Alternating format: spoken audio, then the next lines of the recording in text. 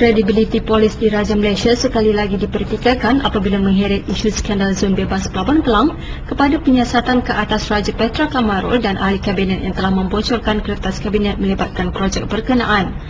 Polis kelihatan bekerja keras dalam memastikan mereka yang terlibat dalam usaha penghebahan kandungan yang dikatakan sebagai kertas kabinet dihukum kerana telah melanggar akta rahsia rasmi. Persoalannya di sini, mana lebih penting?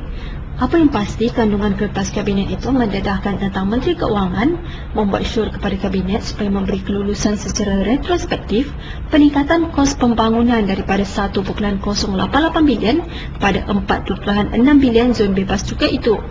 Menteri Keuangan juga dikatakan membuat syur supaya kabinet meluluskan pinjaman 4.6 bilion kepada Lembaga Pelabuhan Kelang untuk menyiapkan projek berkenaan.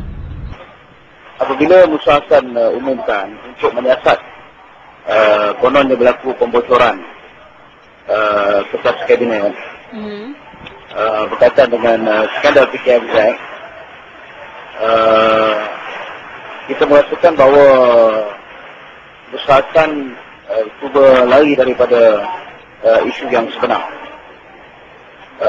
Skandal PKMZ, walaupun ianya dibincang dalam kabinet dan diputuskan dalam syurah kabinet, menunjukkan bagaimana menteri-menteri cuba mencari jalan untuk menghalalkan penyelewengan yang berlaku dalam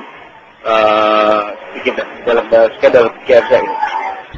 Fokus utama kandungan kertas kabinet itu hakikatnya memberi peluang kepada rakyat untuk menilai sejauh mana ketelusan dalam pentadbiran keuangan di negara ini. Timbul isu sama ada kertas kabinet itu mungkin palsu, tetapi jika ia benar, polis sewajarnya meluaskan skop penyiasatan mereka kepada pihak yang bertanggungjawab tanpa memilih bulu dan bukannya mengumban mereka yang cuba mencari kebenaran di bawah Akta Keselamatan Dalam Negeri.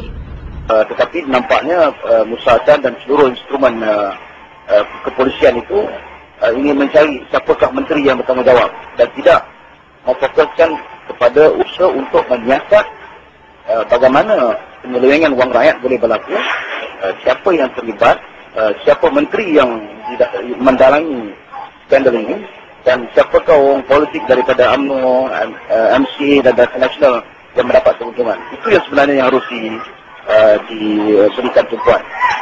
Namun tindakan polis ini bukanlah satu perkara yang mengejutkan. Waima ianya acap kali berulang sehingga ramai yang melabelkan institusi kepolisian itu sebagai kuda tunggangan UMNO BN dalam menyelamatkan kepentingan politik dan peribadi mereka. Ya, sekarang mereka sedang mencari siapakah scapegoat ataupun yang kambing hitam. Dalam hal ini ada dua kambing hitam yang sedang mereka cari. Pertamanya Raja Petra, serangan sekarang tertumpu kepada Raja Petra, dan yang keduanya mereka cuba cari sampai dapat siapakah menteri yang meredahkan yang membongkarkan kertas kabinet ini.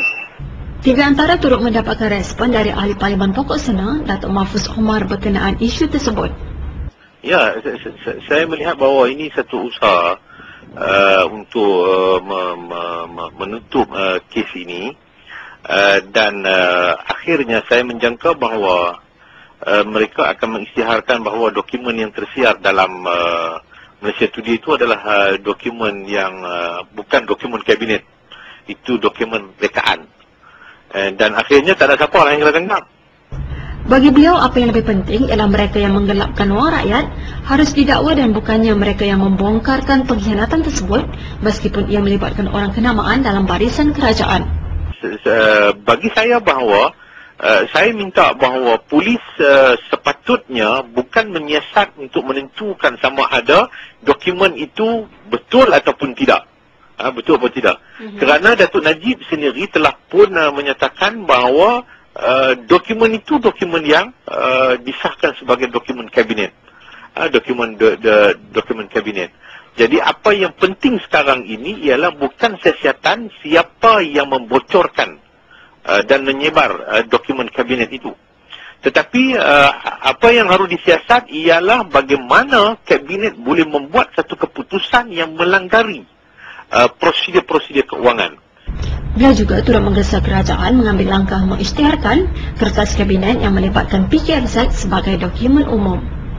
Sebab itu saya cabar kerajaan, khususnya kepada Datuk Najib, kalau betul Datuk Najib mendukung prinsip integriti, ketelusan untuk melihat kepentingan negara dan rakyat ini, saya mencabar untuk Datuk Najib mengisytiharkan dokumen kabinet yang dianggap sebagai rahsia resmi tersebut, iaitu dokumen yang berkaitan dengan PKFZ ini, supaya dikeluarkan daripada klasifikasi OSA.